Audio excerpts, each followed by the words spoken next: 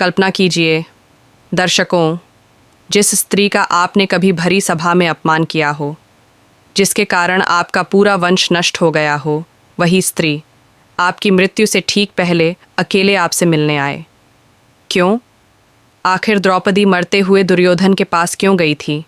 क्या वह बदला लेने गई थी, या कोई ऐसा रहस्य जानने जो महाभारत की पूरी कहानी बदल सकता था? आज की यह कथा उसी रात की है, जिस रात कुरुक्षेत्र की धरती पर युद्ध समाप्त हो चुका था, लेकिन सच की शुरुआत हुई थी। कुरुक्षेत्र, जहाँ कुछ दिन पहले हजारों रथ दौड़ रहे थे, अब वहाँ सन्नाटा था।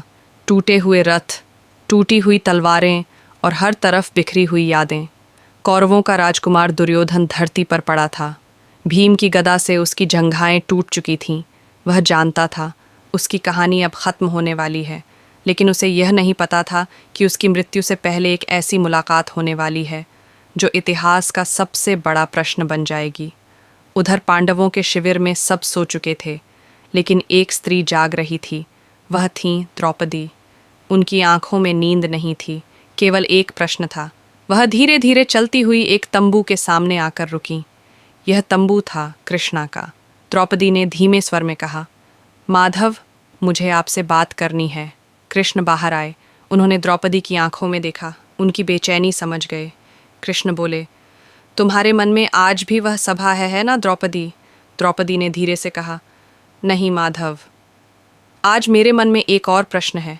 कृष्ण ने पूछा, कौन सा प्रश्न? द्रौपदी ने कहा, मैं दुर्योधन से मिलना चाहती हूँ। कृष्ण कुछ क्षण के लिए चुप हो गए।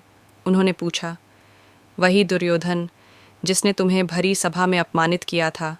द्रौपदी ने सिर हिलाया। हाँ। कृष्ण बोले, क्यों? द्रौपदी की आवाज़ शांत थी। क्योंकि मैं जानना चाहती हूँ, क्या उसे कभी अपने अपराध का पछतावा हुआ? कृष्ण मुस्कुराए, फिर बोले, जाओ द्रौपदी, लेकिन याद रखना, आज जो सत्य तुम सुनोगी वह तुम्हें भीतर से बदल देगा।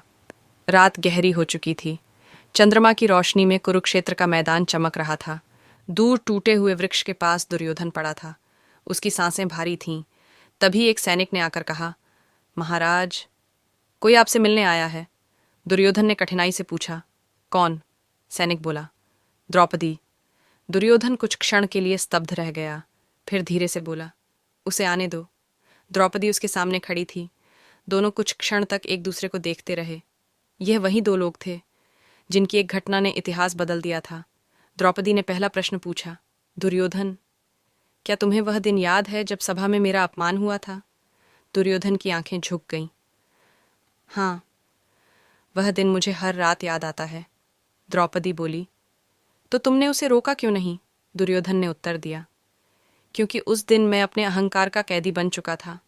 दुर्योधन ने धीमे स्वर में कहा, द्रौपदी, तुम्हें पता है मेरे जीवन की सबसे बड़ी सज़ा क्या है? मेरी हार नहीं, बल्कि यह सच कि मैं सही होते हुए भी गलत रास्ते पर चल पड़ा। द्रौपदी ने पूछा, तो क्या तुम्हें पछतावा है? दुर्योधन की आंखों में आंसू आ गए।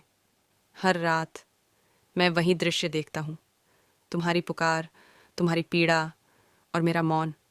फिर दुर्योधन ने कहा, द्रौपदी, क्या तुम जानती हो महाभारत का असली कारण क्या था? द्रौपदी बोली, अहंकार। दुर्योधन मुस्कुराया, नहीं, मौन। यदि उस दिन सभा में एक भी व्यक्ति खड़ा हो जाता तो शायद यह युद्ध कभी नहीं होता। दुर्योधन की सांसें धीमी होने लगीं। उसने कहा, द्रौपदी, यदि संभव हो तो मुझे क्षमा कर दो। द्रौपदी कुछ क्षण चुप रही, फिर बोली, क्षमा केवल मेरा अधिकार नहीं है, यह उन सभी स्त्रियों का अधिकार है जिनका अपमान इस संसार में होता है। लेकिन आज मैं तुम्हें एक बात जरूर कहूंगी, तुम्हारी हार केवल भीम की गदा से नहीं हुई, तुम्हारी हार तुम्हारे अहंकार से हुई। द्रौपदी वापस शिविर में लौट आई। कृष्ण बाहर खड़े थे। उन्होंने पूछा, क्या तुम्हें अपने प्रश्न का उत्तर मिल गया? द्रौपदी ने कहा, हाँ माधव, आज मुझे समझ आया कि महाभारत का युद्ध कुरुक्षेत्र में नहीं, मनुष्य के भीतर शुरू होता है। कृष्ण मुस्कुराए और बोले, और जब मनुष्य अपने भीतर के अधर्म को नहीं रोकता, तब पूरी दुनिया कुरुक्षेत्र बन जाती है। जय श्री कृष्णा।